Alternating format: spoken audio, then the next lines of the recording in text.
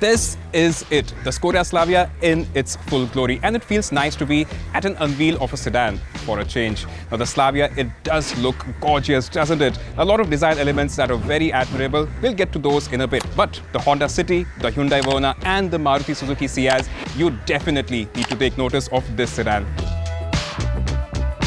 Welcome to the walk around of the Skoda Slavia. Now this car is Skoda's second offering under their ambitious India 2.0 project. This is also the third car in India to underpin the MQB A0iN platform. Now this car, it replaces the Skoda Rapid and it makes a new identity for itself in the Skoda India lineup. It is aiming for big numbers. In fact, Skoda projects a 138% increase in the segment's volume in the mid-size sedan segment sales over the next 10 years. Ambitious plans and the market definitely don't suggest so. But then again, Skoda reckons that the shift to SUVs is because this segment of cars, it lacks that excitement and zeal that used to be back in the days, and that the Slavia aims to address. Now straight up, the Slavia, it feels a lot more upmarket and premium as compared to its rivals, and that is a good thing for a lot of buyers who are looking to buy a car in this segment. It also has a lot of resemblance to the Octavia, and again, that is a compliment. So this butterfly grille, that trademark Skoda grille, bears the same outline. The headlamps, they have the same positioning. They in fact have the same DRL effect. It is an all LED treatment and a lot of nice and crisp design lines here. The bonnet too flaunts some sharp contours and edges, giving it that focused front end. Overall, it does look typical Skoda. Now, lots of intricate detailing within these headlamp units as well. You have these chrome strips and you also have a little bit of chrome here on the bumper, adding to that entire premiumness that the Slavia has to offer. 16-inch wheels on the side, 17-inch would have filled that gap a little bit better. But then again, these, I'm sure, offer great ride comfort.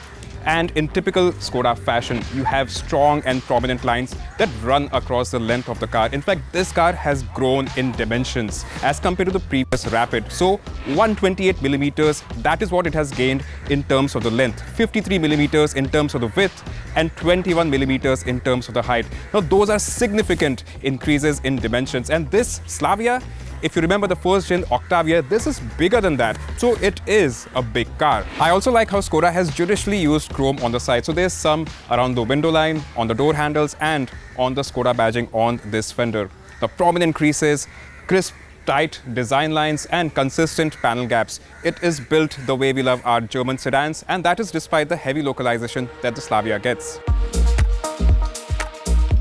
Now the Slavia, it also gets a sunroof, something that the Octavia, a bigger car in Skoda's lineup, doesn't get. You'll also notice that shark fin antenna on this particular color, it is finished in a contrasting black color, does add to the sportiness. Now moving to the rear, a lot of us were expecting Skoda to introduce the Slavia with the notchback tail, but this doesn't get that. It gets the traditional boot. I'll show you how it is in terms of the boot space, but let me quickly glance over these lights. Again, just like the front, these have the crystal lighting element that the Octavia gets and a lot of other Skodas. We've seen them across their design language. It looks very premium. I also like how they've added chrome across the width of the bumper. Again, very typically European and adds to that upmarket feel. Now, as promised, a little peek into the boot. And I've already mentioned it, but 521 liters of cargo storage, that's what it looks like. Interestingly, the Slavia also get a 60-40 split rear seat. On a sedan, that is surely going to be very handy. Now, overall, the ergonomics of the boot, they are very subtle. Not so many clever bits like how we see on the Octavia and the Superb, but then again, it is adequate for the kind of purpose that is expected out of it. Now, if the exteriors have got you all excited about the Slavia, wait till you see the interiors, because this is what introduces that sense of luxury and opulence into this segment. Just look at it. Let me hop in. Oh, and that thud, it is certainly very reassuring. Lots of elements here to like. For instance, this dashboard layout, it is again very minimalistic but very likable. First thing you'd notice is this gloss trim that splits the dashboard into two, and it adds to that sense of width. It replicates the design of the grille, and it sits just under this trim here, finished in brushed gold. The front seats, they are supportive. They offer ventilation and also allow you to get yourself in a good driving position. They're also broad enough for larger occupants. In terms of features, you get an 8-inch digital instrument cluster with 3 different views, a nice and chunky leather-wrapped steering wheel, 2-spoke just like the other newer Skodas. High-quality buttons on the steering wheel and good-sized paddle shifters behind the wheel to take control when you feel like it.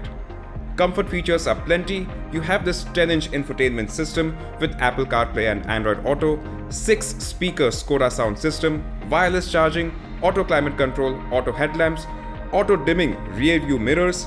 It's just so well specced. 2 design elements here to highlight: the Skoda badging on either side of the binnacle and the circular AC vents. They look so cool. Now, talking about the cabin itself, as I mentioned, it is the widest in its segment, so the distance between you and the co-passenger is plenty. It's adequate. It never feels too cramped. And the driving view, everything combined, it just makes it quite a joy driving this car. Although I've not driven it, I can only imagine, and I'm looking forward to the day that I drive it. Now, for those of you wondering about the ingress and egress of this cabin, let me tell you, it's not that bad. Obviously, it's not great as an SUV, but then again, elderly passengers wouldn't find it a problem getting in and out of the Slavia. But once you are in here, the space on offer is pretty good. As you can see, this seat is set to my driving preference, and I still have space between my knees and the seat in front, which is exceptional going by how tall I am. I also have space under the seat to slide in my feet, and I can set myself here quite comfortably. The headrests, they are adjustable. The headroom, well, it is just about adequate, but then again, I am not complaining. The shoulder room, that is good. The seats for themselves, they are quite supportive, good under thigh support. The cushioning, that is nice. I also like the recline angle. It's quite good. Then there is this central armrest to make things even better. You have 2 cup holders here, AC vents for the rear passengers, and 2 USB-C slots. Now, when I look down further, the floor, well, it's not near flat, but it is relatively flat. And seating 3 passengers, it shouldn't be a problem. I mean, it is not as generous as the longer sedans that Skoda has to offer, but then again, for shorter trips, I don't see a problem. 2 definitely are going to have a good time in here. Now, some simply clever bits. Skoda has added these pockets to put your phone in, and you know, it just saves your phone from being thrown around in this cabin. Overall, the fit and finish levels are exceptionally good. Typical Skoda thing to do. And yeah, I quite like it.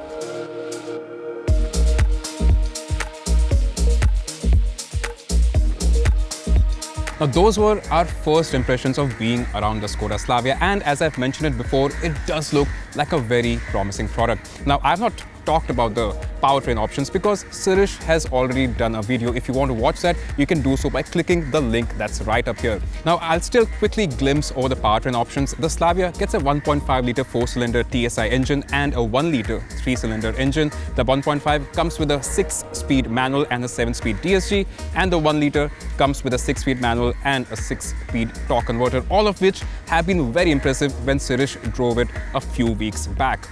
Now, pricing is key to the Slavia's success, and going by how aggressive Skoda has been with the Kushaq's pricing, pricing it neck to neck with the competition, I expect the same from the Slavia. So what does that translate to? 12 to 18 lakhs is what I'm expecting it to be priced between, and if Skoda delivers that or undercuts that, I think they certainly have a winner at their hands. What do you think of the Skoda Slavia? Let us know in the comments below. Also, what should Skoda price it between? Let us know again in the comments below. Like this video, give us a thumbs up, and make sure you also subscribe to the Evo India channel for all things thrill of driving. I'll see you next time. Until then, drive safe and drive hard.